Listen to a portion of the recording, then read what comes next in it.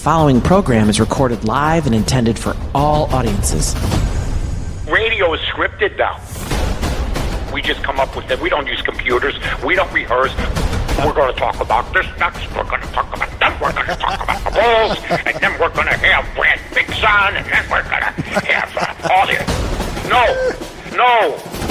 If you don't know what you're going to talk about in the top of your head before a show, you shouldn't be in the business. I don't know what you got. I feel like Vince Vaughn in a couple's retreat. The Sharks are circling. Old school, baby! You're listening to the Mike North Advantage, and it begins right now. That's right. The Mike North Advantage starts right now. I am Aldo Gandia, Mike's wingman, and do we have a truly special show for you tonight. Mike has a special guest with him that I am just so giddy about. This is like Christmas time for me. I listen to this gentleman and Mike North talk together on our network here, Bears Ballroom Radio Network, is a thrill and an honor. I'm just going to turn it over to my man, Mike North. Mike North, how are you, my friend? I'm good, Aldo. I really am. I'm excited for tonight. We've had 51, 52 shows. Have everybody from Hawk Harrelson to Jimbo Covert to Chris Zorch to Jesse Rogers. We got nothing but guests that come on. But this one's a special one to me, special one to a lot of people that remember what we did, which was special back in 1992. Basically, it was a life changer for me. I know it was a life changer for him. Life changer for everybody at that station, which now carries the Cubs, which was unbelievable since they were only giving us 6 months. I heard you and Dan talking because you both worked at CBS around the same time. Dan was, at CBS. I was selling hot dogs. The next thing you know, one night they got us together at WXRT, brought us into the studio, and I thought we did okay. I'm pleased to have with me one of my favorites of all time. I mean, when I think of him fondly. Ron Gleason was just at a get-together with 10, 15 people. I happened to be in attendance, and he said it, and there were people that there in the radio business, he said, we were the best radio team he's ever heard. And I said, well, that's nice. Chicago had a lot of great radio teams. And Ron Gleason, who doesn't say much as far as, pat you on the back, you do your job, you get a pat. He said, no, ever in sports radio. So I thought that was pretty cool. I said, you didn't have to say that in front of everybody. You're going to embarrass me. He says, well, make sure if you see Dan, you tell him. We're pleased to have on the first African-American captain of Harvard football, a banker, a guy that played football for the Chicago Bears, raised great kids, has a great family, a nice wife, got grandkids now. But I think up there's got to be the score when he goes home and listens to it on the radio on the Cub game. I remember they were giving us 6 months, right, Dan? Yeah, that's exactly right, Mike. And it was a fun time though to kind of survive as long as we did and do as well as we did. So it was wonderful. Mike, I wanted to say something too though right at the top. We lost a guy who was really special to all of us. I think in the radio business side of it, especially. And I started working with him in television back in 1982, and that was Chet Kopic. It was really sad to hear the news that Chet's passing. He was something else, man. I know we had our go-arounds in terms of being on the radio at the same time and against him and everything else, but he really was a unique individual, and we'll all miss him, that's for sure. The big rock candy mountain. Yeah, we didn't really have, we had our little pitter-patter, but you know what? It's just we always got along with Chet. In fact, I went to the service, and Chet, I know, helped you break in, and, you never forgot that. You always remember when people were taking shots at Chet, I was trying to help Chet. When people were taking shots at Chet, you never forgot what Chet did for you. And I think what hurt Chet more than anybody, Dan, you don't expect a pat on the back or a number on the scoreboard for helping somebody out. Just maybe appreciation or a phone call once in a while. I think that hurt him with certain people. Yeah, no doubt about it. But that's the way things go sometimes. And I think the thing about him is he didn't let it bother him too much. He just kept rolling. That's the way you were. You know me, I wore my heart on my sleeve. I fought every single day. I thought, this is, we're gonna get this done. I know there were a lot of people when they first started, because I've talked to Danny Lee about the score. He said that basically the one guy that wasn't worried about anything was the hot dog guy, because I was working a hot dog stand 16 hours a day. But he did say, because we're doing some background for the movie, he did say that he didn't name them. He named one, but there were others that were professional guys, and I don't blame them, that were newspaper writers, TV like yourself, that were concerned, that were believing that the score was only going to last 6 months and that this was a pipe dream.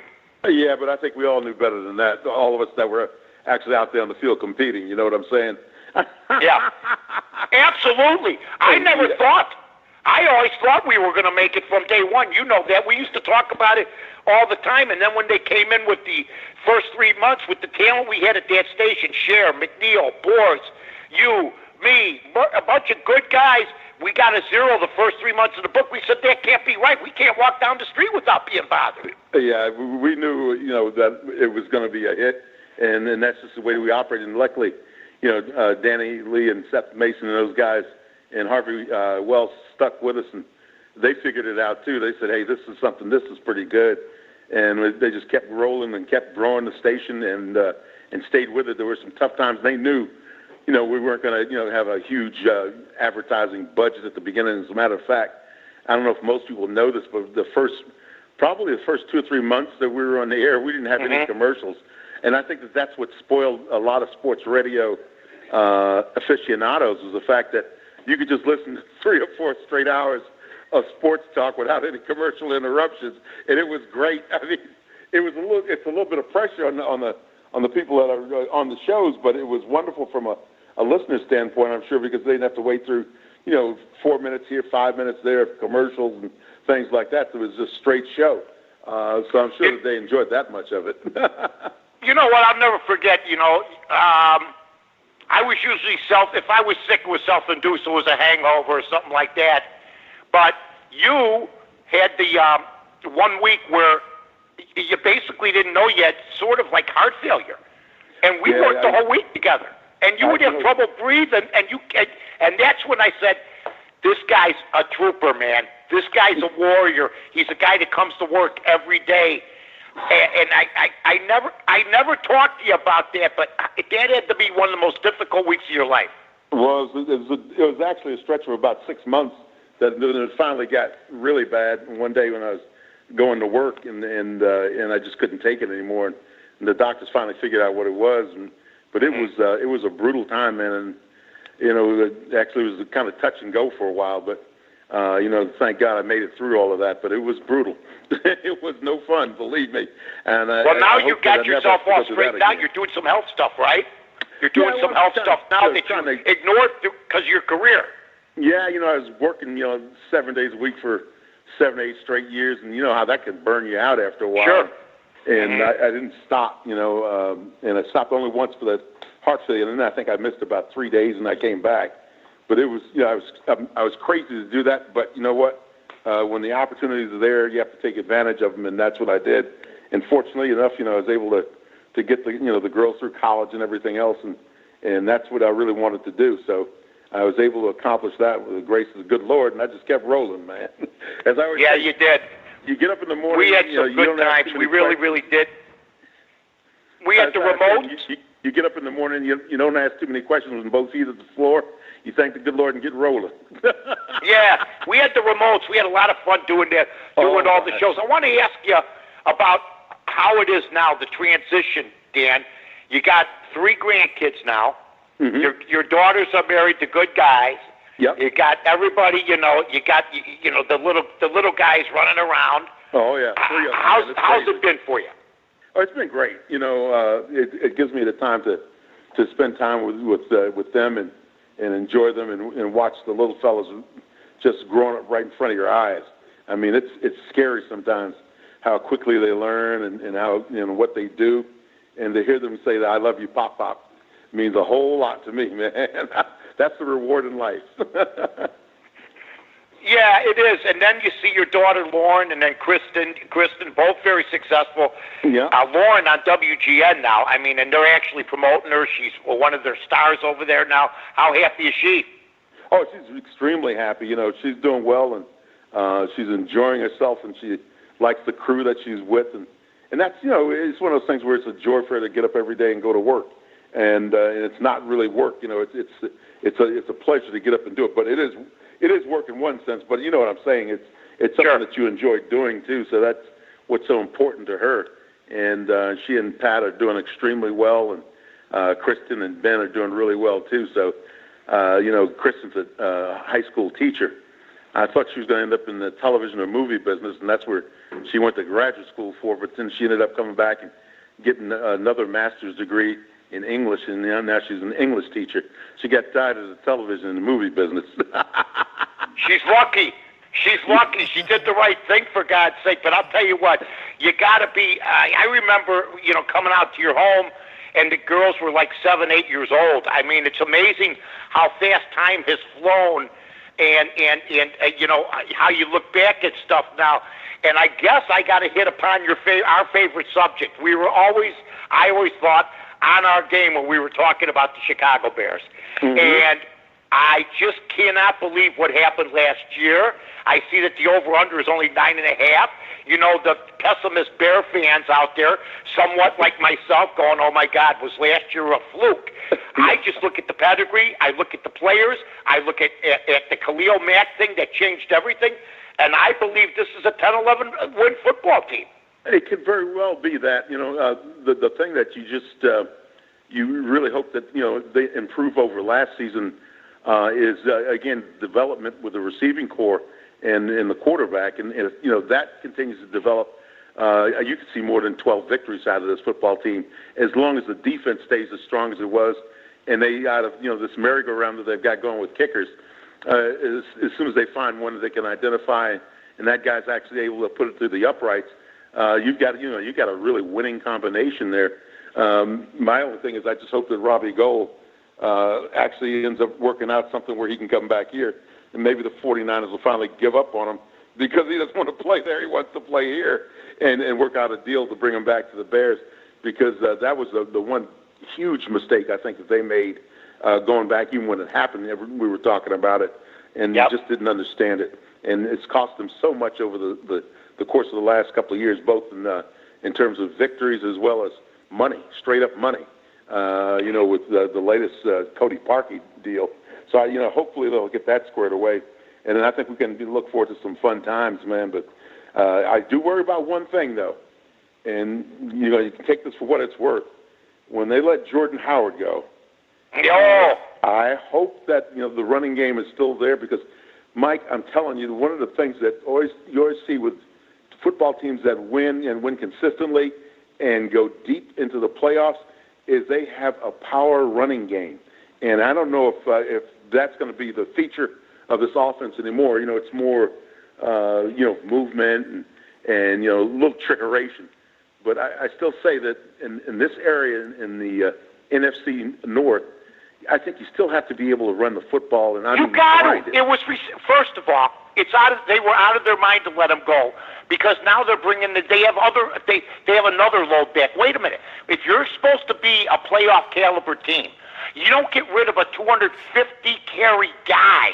Yeah, especially if you're supposed to go within the next 2 years, who's proven. And don't tell me he can't catch the football. Throw it to him. But you know what? Tariq Cohen carried 100 times. That's his job. But whenever there was a 3rd and 2, whenever there was a 2nd and 4 this year, he didn't gain a lot of yards. He got the important yards. He kept the drives going. And he's not DeMarco Murray, folks.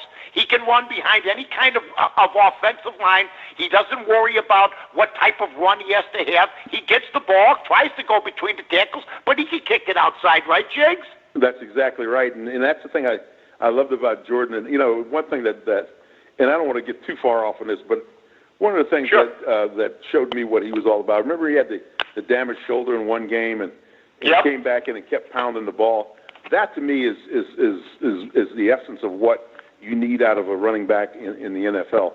A guy who may not be at 100%, but he's going to give you 100% of what he's got. And I will never forget that. And I just hope that, the moves that they've made and the guys they brought in will be of that same caliber. But it's tough to find people like that. And if it was easy, everybody'd have one. And I was going to ask you about the kicking thing. I was going to ask you about that because I thought it was sophomore. It was almost like that bar bit they did during the winter, trying to kick outside the bar. When they had the people cheering. Yeah. Shouldn't Robbie Gould was the dumbest thing. We were livid when that happened. Over $3 million a year. We said it would come back. Told him, hell, I told him Seabass. He just retired 19 years. I told him to draft him in 2000. You wouldn't have a problem for 2 decades. That's besides the point. Do you think Gould would work things out? And tell me about what it's like to have a disgruntled athlete or a guy that doesn't want to be on the team on your team. Well, and especially in this day and age when you look at how much it costs to keep somebody like Robbie, I'm talking about the 49ers situation, when a guy truly doesn't want, his heart doesn't want to be there, but, contractually maybe, they got him for a year at least with the tag. You're really, it's not a great decision to say, we're just going to tag you and that's it, and that's the way it's going to be, because you're hurting yourself as a team. Not that Robbie would go out there and just kind of, lay low for a year. He's not that kind of a person.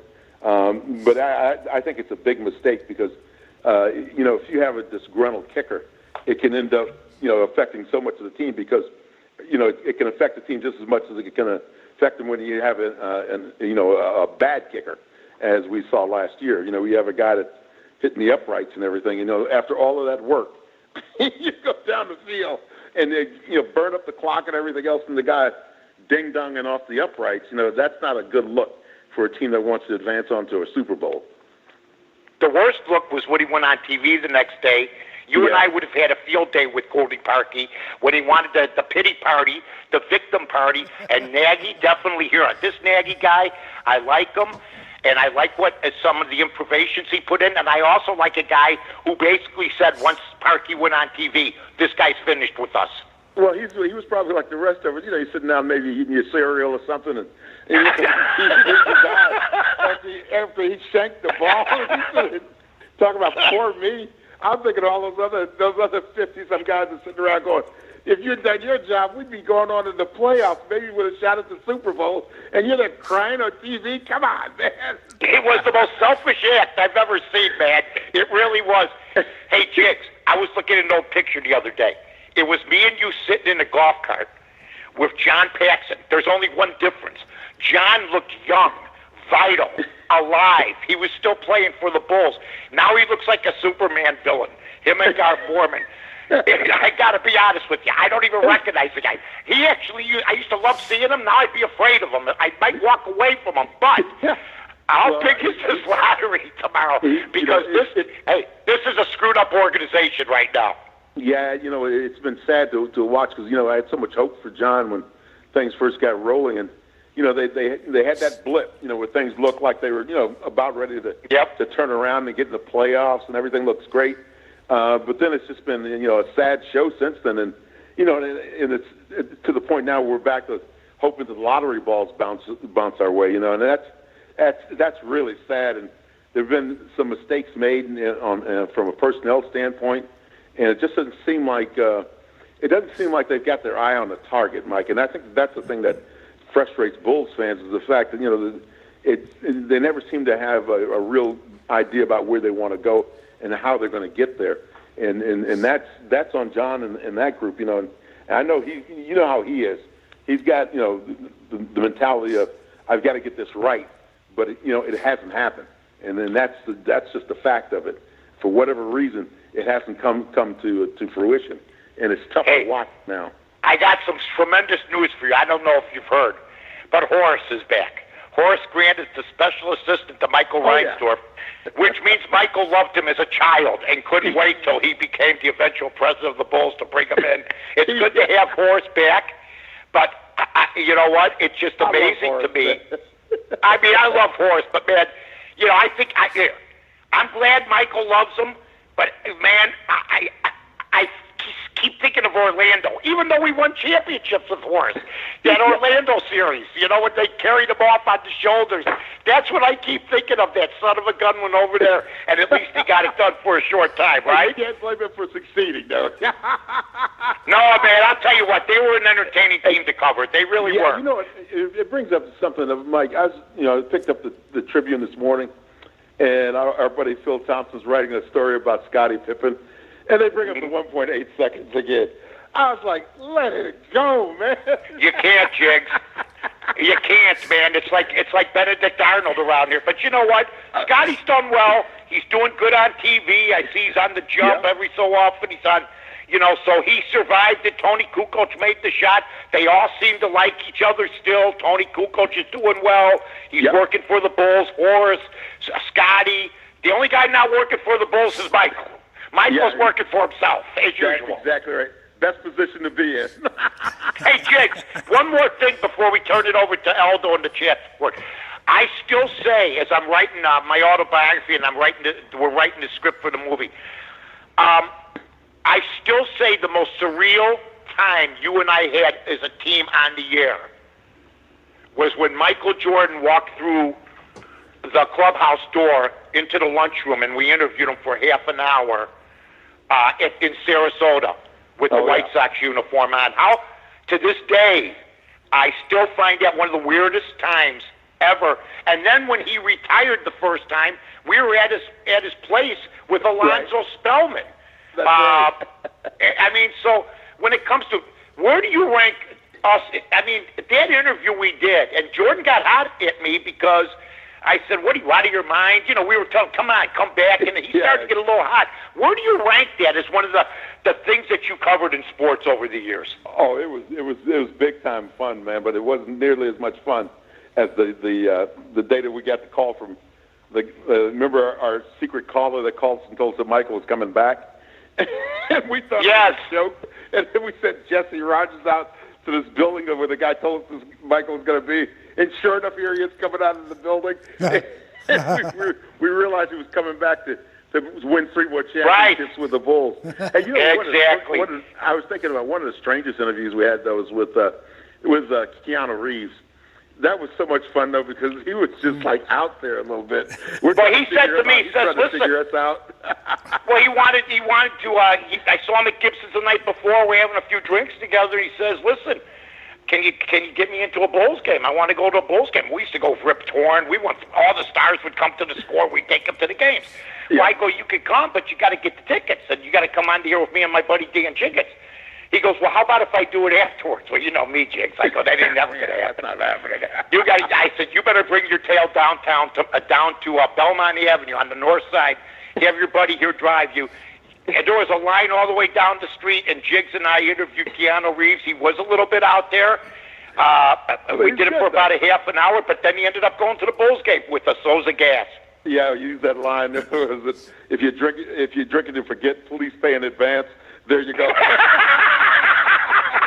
Hey, I got Aldo, and I'm sure you got a question too, and then the chat board, Aldo. Yeah, I've actually got 3 questions that I've picked out of the multitude and one comment. I'll start with the comment. James Kesso wants you two guys to know that when he moved to Chicago from Wisconsin many years ago, he discovered you guys on radio, and he said that you guys were the best sports duo he ever heard on the radio, and the best sports duo in Chicago, he claims, even better than Jordan and Pippen. So congratulations to you guys. Well, you know what's funny, Jigs?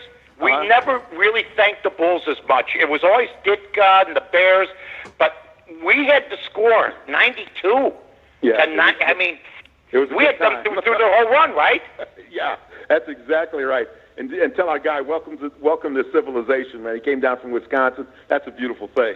All right, Aldo, what's the next one? Okay, Shane Marsaw, who also works here at the Bears Bar Room. He's jealous that he can't be on with us tonight. He wants your opinion, Jigs, on whether you think that Mitch Trubisky is a Super Bowl caliber quarterback. Can he take the Chicago Bears to the Super Bowl, and can he do it as early as this season, 2019?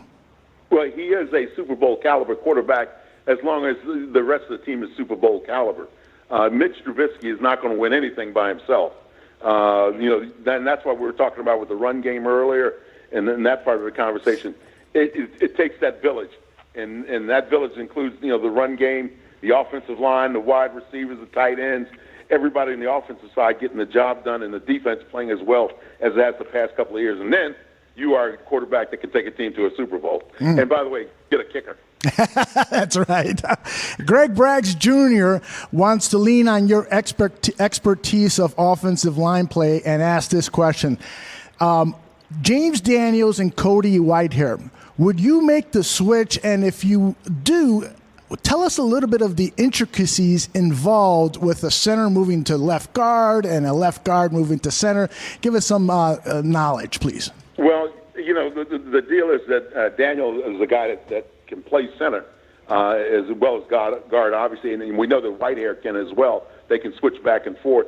It's in terms of playing center in the NFL right now. I think that the only difference would be between those two is whether or not Daniel is comfortable in centering for the shotgun, because that's one of the problems that Cody Parkey displayed last year. And it's a little different. It's different from the standpoint of just the feel of getting the ball back to the quarterback when he's in shotgun as opposed to right under center. And that's the thing that I would look at if I was their offensive line coach and contemplating that move. As for whether or not Daniel could do it, I don't have any doubt he could do it. Boy, he was we talked before about making mistakes on the kicking situation, but that was a wonderful draft selection there. That kid can play some football. And, in his rookie season, he comes in and looks outstanding from my perspective. And Whitehair is an outstanding selection as well. There's a guy with the flexibility, as we talked about, to jump back and forth. The key thing, though, is with centers is you've got to be able to get the ball back to the quarterback, and then if you have to get on that second level. The foot speed that both of those guys have displayed has been terrific, though. So, I think there would be a pretty easy transition for either one of them. One last question, and it's a popular one in the chat room, is can you share a good Mike North story for us? No. We've always been secretive. I'll tell you what was great. But I'm not going there. Hey, Jigs, don't worry. When the movie comes out, you'll see some of them. I got to tell you, BB said something. We were out to dinner a couple weeks ago, and somebody said, man, you and Jigs, you guys used to knock it down. I love when you guys disagreed. I said, BB said, you know what's funny? Mike and Dan, just like we did with Jordan Howard, just like we did with the kicker, especially with the Bears. I'd say what pissed the Bears off is we didn't disagree enough, but, we took each other's side every so often, but we agreed maybe 70%, 75% of the time, right?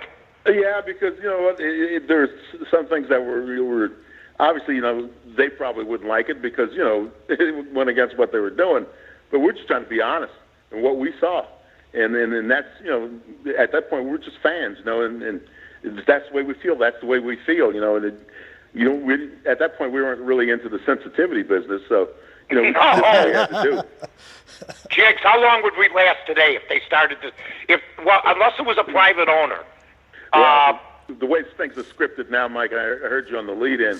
I don't know if we could make it now because they'd want us to break, every five minutes and do this and do that, and that's one of the reasons why.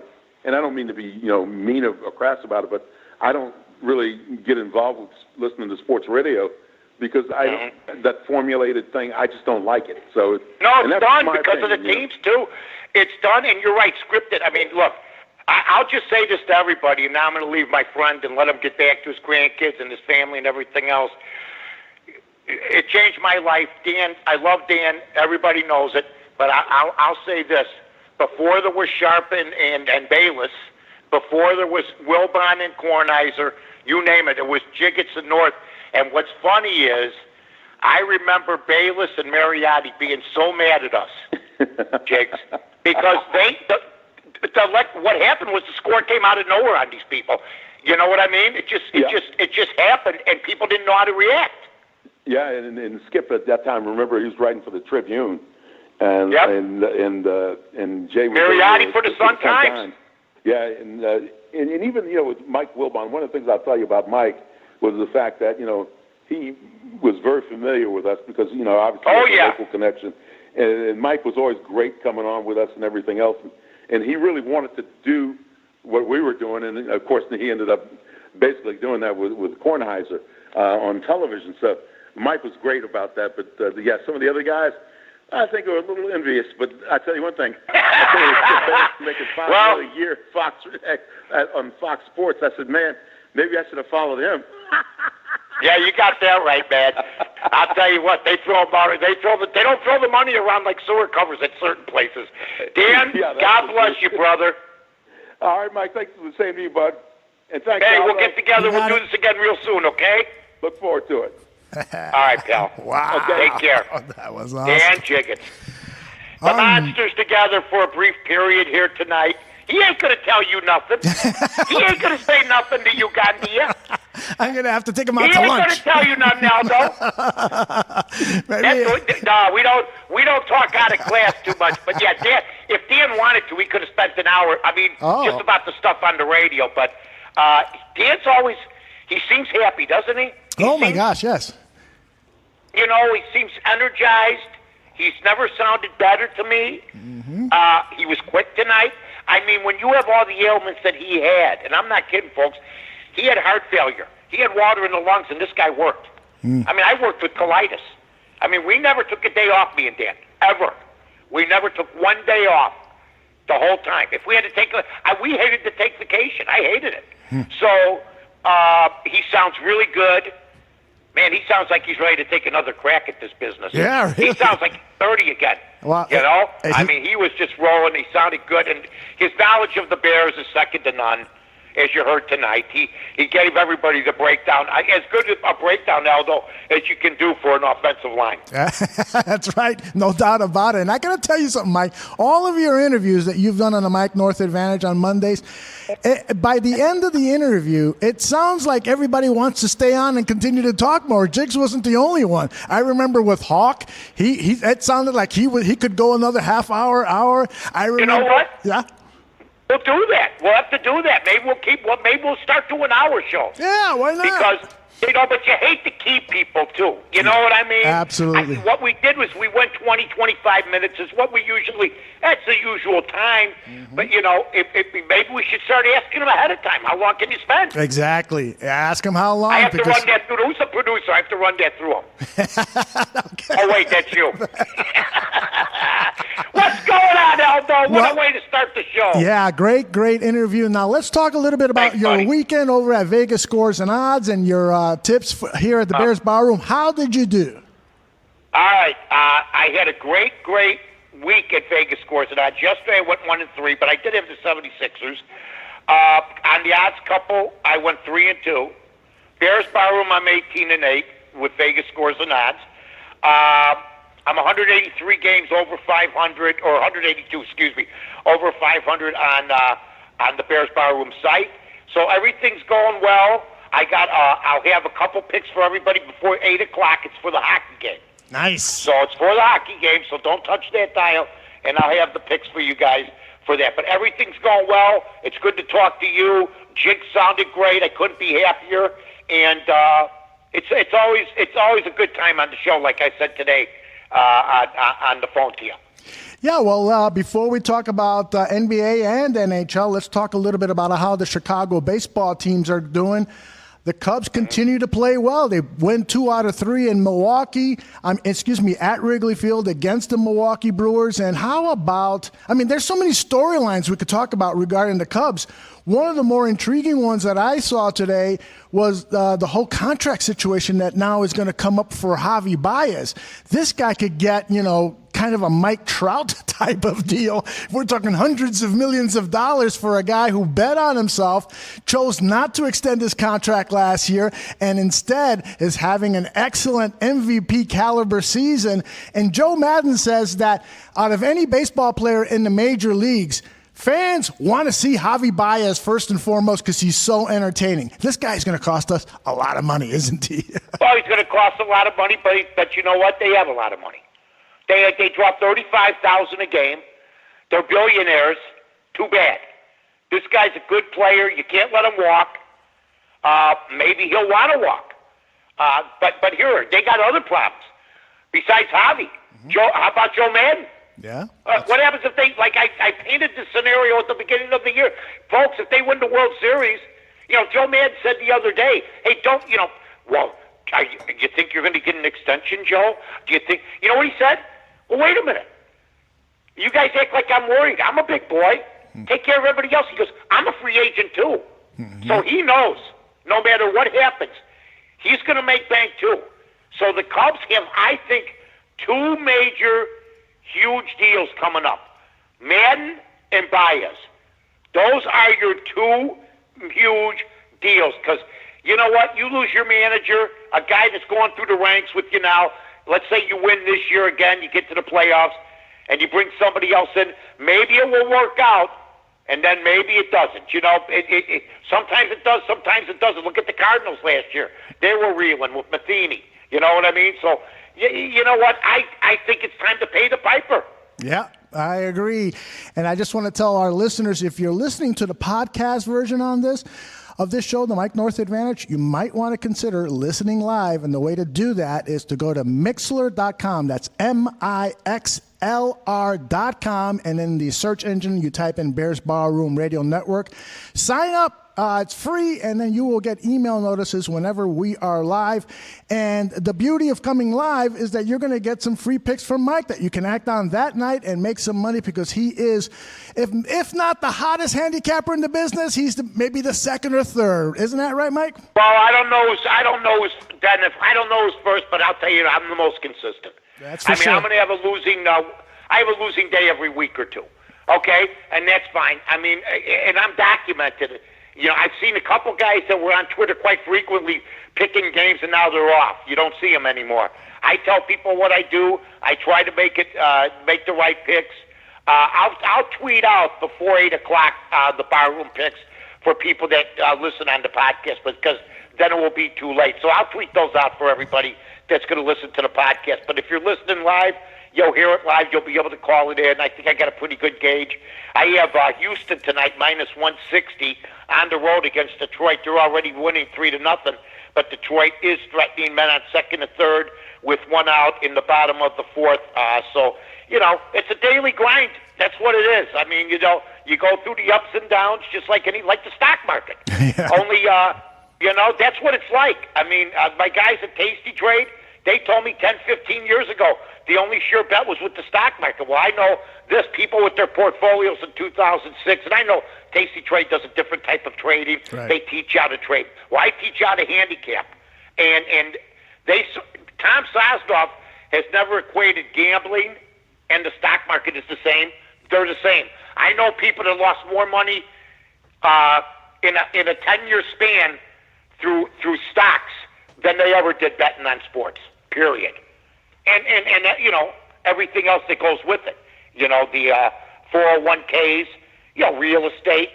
I saw something today on real estate downtown on the Gold Coast, a condo that once was sold for $3.5 million, which is a lot of money, but it's the Gold Coast of Chicago. Back about 12 years ago, they were asking 4.5. Guess what they're selling for now? 3.5. So they're going to take a loss that they would never take gambling. You know what I mean? Right. There's other ways to lose money besides gambling. And you know what? There's ways to win money with gambling. That sounds like a damn good logo. Sounds like a good little slogan. It does. I like it. I might put it together for an ad. By the way, the White Sox are playing better. Right. They're playing better ball. Giolito's pitching better. Anderson's playing great. Moncada's doing okay. But after that, now they got more injuries. Rodon's hurt. You got Kopech still hurt. They got a lot of guys that they were banking on that are already hurt, and they're young. Well, again, you did it. You read my mind. I didn't show you a rundown or anything like that. You just went on naturally to the next topic, and that is indeed what I wanted to talk about, were our Chicago White Sox. And Rick Hahn today met with the media. He talked a little bit about the Tommy John surgery that Carlos Rondon is undergoing, and he also said that he's going to be out till about the middle of 2020, and he was asked, do you have the type of guys, the type of roster, the type of depth in the minors that you don't have to seek help from the outside? And this is what he said. Look, ideally you have all the answers internally. At the same time, we know that's not extremely likely, and that from the start of this, we've made it clear that eventually we are going to have to go outside the organization, either via trade or free agency, to plug some of these holes wherever they arise. So this team is probably going to have to hit the trade market to improve their depth. They just don't have the players who are going to be ready for 2020 to have a strong starting rotation. And that's just a major setback for this team, given that they're trying to build young. They're going to have to trade some of those young resources that they have, those building blocks, and find some help. How bad of a setback is this, Mike? Well, I knew it was going to happen. You don't trade Sale and Quintana. One won a World Series, the other one's going to be in a World Series or deep into the playoffs this year, and so is Sale. You don't trade two quality pitchers for what we got. Now what do they got? They got Giolito, but you don't know how good Nova's going to be. Rodon's hurt. Kopech's hurt. Their other pitchers are just okay. And they're not going to win in 2020. And what's amazing is all these guys they got because of trades. Who the hell's developing their youth? I mean, who's doing the drafting for the White Sox? How many homegrown ball players have there really been? Moncada's a Boston product. Kopech came from somewhere else.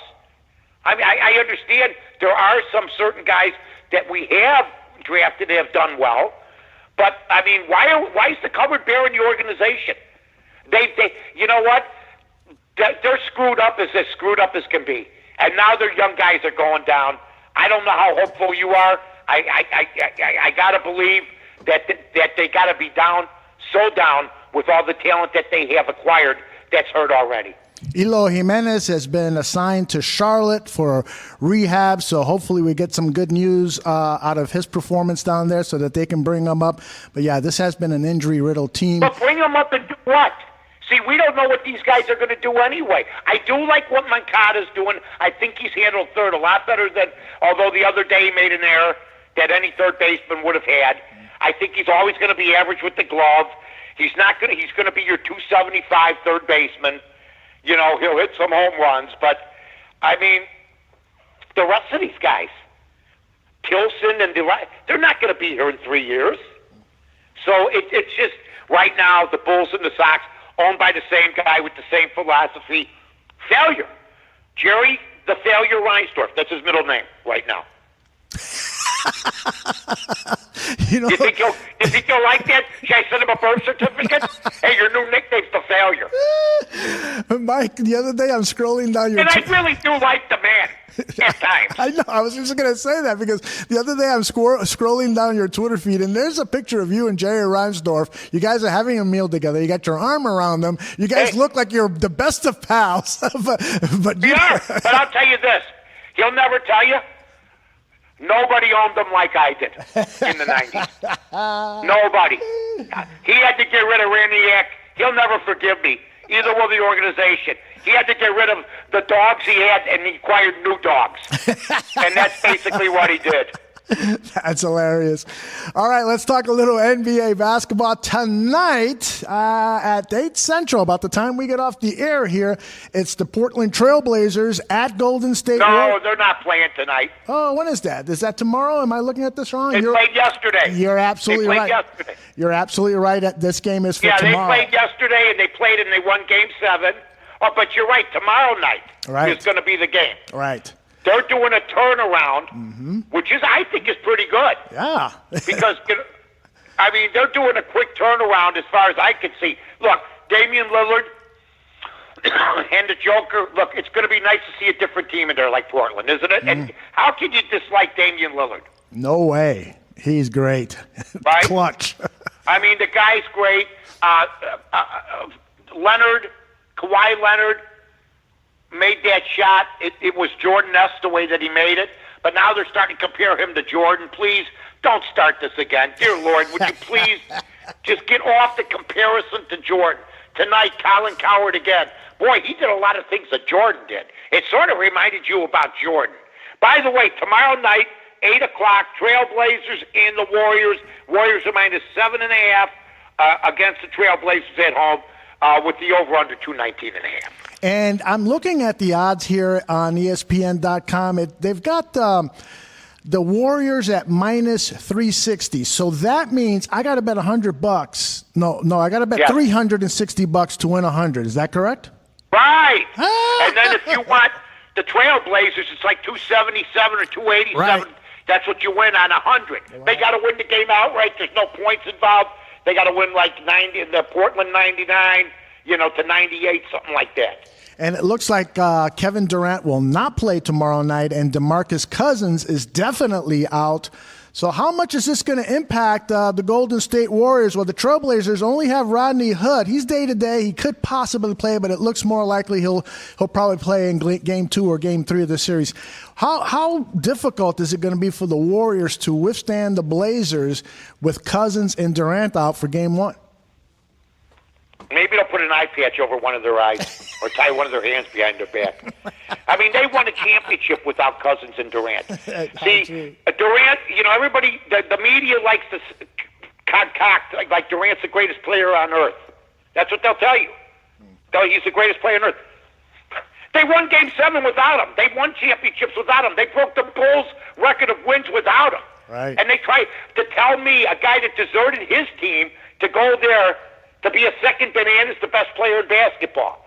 Well, we found out who the best player in basketball is. A guy who had 0 points and then puts up 33, 25 in the fourth quarter. That's Steph Curry, like I told Aldo 2 weeks ago. It's not LeBron. It's not Durant. It's the kid that came out of nowhere and knocked LeBron James off his royal throne. Period. Mm-hmm. Yep. Greg Bragg's in I'm good tonight. You are. I'm really on tonight. You're always on fire. Greg Bragg's in the chat room. Want your thoughts on the Joker, which you shared in the last game, but repeat it for Greg. What are your feelings about Nikolai Joker? Well, he's built. He looks like an auto mechanic downtown. On the Erie Street garage. You come in. He looks like a welder. The kid's fantastic. He played okay. He played great. I mean, they're there because of him. They needed to pick up another player or two. Mm-hmm. It was a great year for Denver. Malone did a good job. So I think him and Lillard came on big. They're not on every week, the Denver Nuggets and the Portland Trailblazers. So I thought it was fantastic. I look forward to watching them next year. But Golden State, nobody's beating them, Aldo. Nobody. I mean, they walked in, and James Harden, Chris Paul, like I've told everybody all year, regular season heroes. Put up all the points, but then when they clamp down on you, you can't get it done. You can't get it done. You're right. All right. Before we talk about the NHL, I want to get your gut feel on what's going to happen Tuesday night at the Chicago Hilton when those bouncing balls go around. The Chicago Bulls have a 12.5% chance of getting the first overall pick, but probably won't happen. They got a bigger odds of getting the 6th pick, even though they had the 4th worst record. What's your gut feel on what's going to happen tomorrow night, Mike? I think they get the 4th or 5th pick, but at the end, if they got the 1st pick, that would be so good, because then all of a sudden, you'd see people then wanting to play for the Bulls again. Yeah. Because then you'd have that number 1 pick, Zion Williamson. You know what I mean? You have that number 1 pick. You got him there. He's the magnet, okay? I don't think it's going to end that way. And then, I don't know, after the 3rd pick, maybe, it's anybody's guess who's going to be what, how everybody's going to be. I mean, you hear half the league, half the draft doesn't make it. Yet, on draft night, everybody got the best pick. So it's just like football, just like everything else. But, I mean, I'm praying for the Bulls that they get a Derrick Rose type of situation. But, man, the Knicks are in position. Everybody's going to be nervous, because this one guy can change it all for you. Yep, indeed. All right, but I will say this. I mean, if they land our man Zion Williamson, that is franchise changing. That just all of a sudden, don't you think it's... Well, then Paxson, then we got to see if Paxson can build around him. Yep. That was Krause's biggest strength. Yep. When Jordan came, Krause had a bad roster. Mm-hmm. Woolridge, Quentin Daly. Remember these guys? Yep. Dave Corzine, he got rid of them all. And Krause came in and traded Olden Polonese for Pippen, got Horace Grant out of Clemson, right. Gets Paxson from San Antonio, gets Rodman later on from San Antonio, gets Harper. I mean, Jerry Krause, now that I look back and the abuse that he took, he should be one of the top 5 GMs or heralded as that of all time. Not because he's not the guy that took Jordan, but he's the guy that got Kukoc, got Pippen, got Rodman, got them all. Yeah, that's true. I remember Michael Jordan getting into a lot of fights with Jerry Krause because Jordan, when he was a young player, he wanted veterans. He wanted Walter Davis. He wanted Krause to trade young talent and pick up veterans so he could be surrounded by veterans. But Jordan should apologize to Krause through his family. Jordan should say every night, "I'm sorry. I wish you were still alive so you could be GM of my team because I do a terrible job." That's what he was. I mean, seriously, Jordan was wrong when it comes to Krause. And Jackson was the backstabber. Right. Period. And I'm sorry. And Jerry Krause, and I was hard on Krause at times too, but I wasn't insulting like some of the guys. And let me tell you something. Jerry Krause was a great GM. Mm-hmm. I'm with you on that. He made the right decisions. You got me. Well, it says here that you have tater tots on Thursday. Okay, thank you. Yeah, no, he was a great GM. I got to do it every week, every show. I thought I was going to get away with it. My superstition. We have 10 minutes left. By the way, Stevie Wonder, 69 years old. Today, Stevie, 69. Today. Wow, and he can still bring it, too. That guy can still perform. I just wanted to say this about Jerry. I mean, you know what? I mean, when you pay him, I mean, who takes the money? Really? Ray Charles, he thought he was getting 500, he's getting $5. Got to have somebody watch him. Of course, I know people that think Stevie Wonder was never blind. I go, okay. Yeah, there's been rumors about that. Jerry Krause. I always thought Jose Feliciano was a little leery. My fellow Puerto Rican. Jerry Krause. I'm fellow Puerto Rican. That's right. Light my fire. All right, hey, so you want my picks? Hold on. Before you go to your picks, I want to just say this thing about Jerry Krause. The problem with Jerry Krause is he was rough around the edges. I mean, he would walk around with crumbs from his sandwich on his lapel. He didn't know how to talk to people and so forth. And so he went to Taft High School. He coached Little League at Edison Park. He was the North Side guy. But you know what? He took a lot of abuse from the players. But, man, when they needed a player, the Rodman deal to this day was a great deal. Mm-hmm. He had to go to Jordan for the okay. They gave him the okay, and that was it. Jordan made it work. Rodman just showed up, did his thing. What a great player he was. But even the other guys, Longley, of course, Bill Weddington, just nice players. Yep. Bobby Hanston, just guys pieces that could come in even for Ted B.J. Armstrong. Nice, good players. He did all that. He did. Scouting was in his blood. That was. It was. For baseball and basketball, the guy loved to scout, and he was really good at it. All right. Yep. It is time for It's time for the music. It's time, baby. I'm here to make a couple picks. 18-8 on the barroom and on Vegas Scores and Odds on Wednesday. Ladies and gentlemen, take the Blues tonight. They're an underdog. I think minus. Let me just check real quick here. I got my trusty old iPad here, and the Blues tonight. Oh, I was on a different date because I was trying to find out when that basketball game was, which is tomorrow. Okay, the Blues. You get them at plus 118.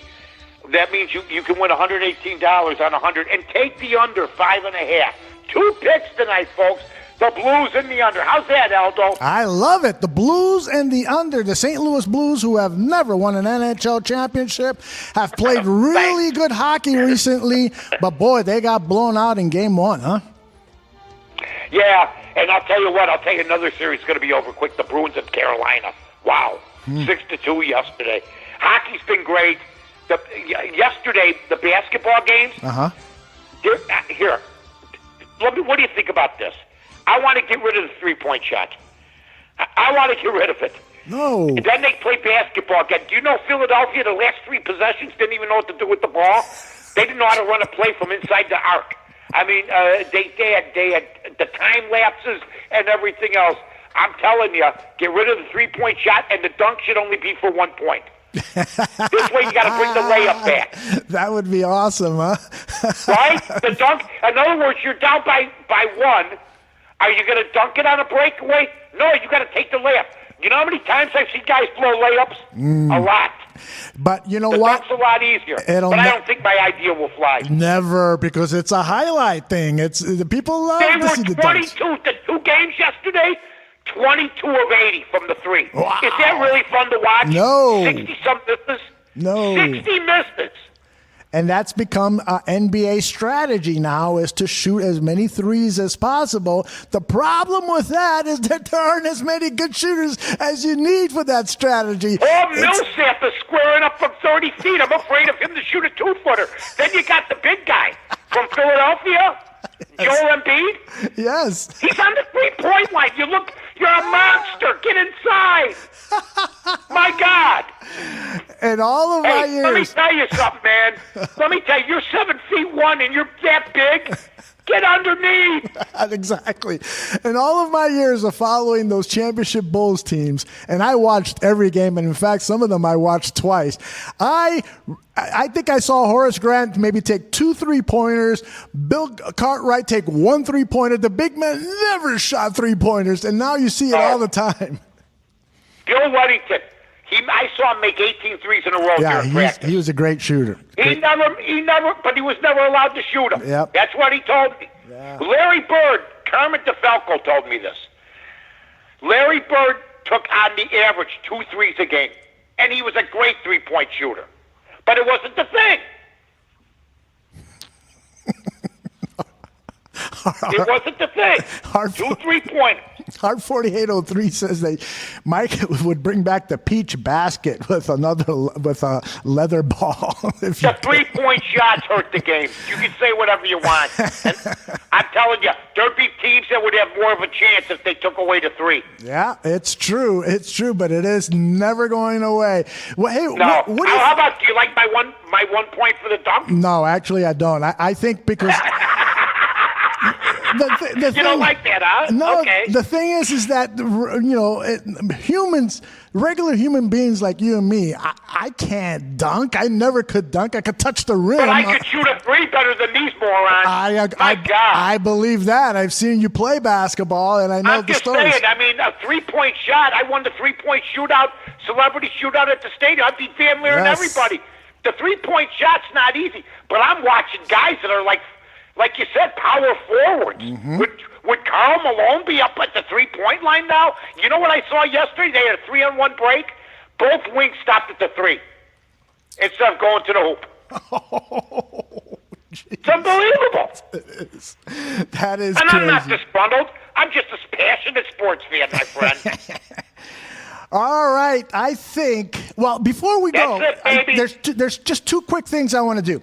I want to. 10 things. I don't care what you got. Let's do it. Okay, I want to get your thoughts on this Bruins Hurricane series. The Bruins are like red hot. To me, they're headed towards the Stanley Cup. But do you sense any potential possible upset of the Carolina Hurricanes with the red hot Boston Bruins? No, Carolina stinks. They lost yesterday 6-2. They're lucky they're there.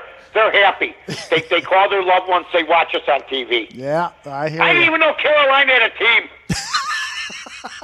They've had one for The Carolina Hurricanes. What a nice name. Reminds everybody what they go through every hurricane season. That's right. They remind you what you might be facing when you exit the arena. Right. I mean, the Miami Hurricanes. Good luck to you. You're going to watch the Hurricanes play football, then you're going to watch a hurricane knock your house down. Good luck to you. My God. All right, I just wanted to finish up by saying that we picked 3 winners on the Buffon 55 show.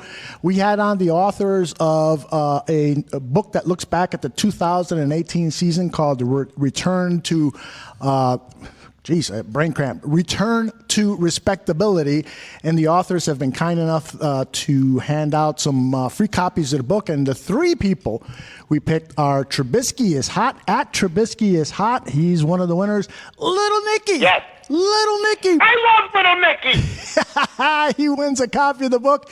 And Heidi Zimmerman, who is vacationing in Heidi's one of our Acapulco. best. What a nice lady. I'd like to meet her sometime. Very nice on Twitter. Well, yeah, she lives in Mexico, so she's ready for us to fly her up here for a good time. I'm going to get the donkey ready. I'll be out there soon. All right, Mike. I just want to remind people that on Wednesday we've got the Vegas Scores and Odds presents the Mike North Advantage. We've got that's just me and you. That's just me and Aldo, that's baby. Right. We talk sports, and you give out 3 picks. And on that show, I'm going to ask you, Mike, to bring your list of the top 10 Major League Baseball players. I am dying to know who is on that list. It's already done, Aldo. It's already done. Look at this guy. He's always on top of It's things. already done. I wrote it down last week. I said I better get moving. Aldo won't forget. That's it. And boy, oh boy, what a great reaction to the Vegas Scores and Odds programs that we've already put up. And the show's just going to get better You know and who better. likes it the most? They do. That makes me happy. That's the way. Please to sponsor. That's the way to do it. That's right. All of you people who are listening in, go over to VegasScoresandOdds.com and take a look at what they're doing over there and look for Mike's record over there. It's unbelievable. It really is. And don't forget about putting the app, the Vegas Scores and Odds, a phone number there, 800 phone number on your phone. I think that's it, Mike. What do you got to say? I got nothing but good things for everybody. Have a good one, folks. All right, and thank you, Dan Jiggetts. Take care, everybody.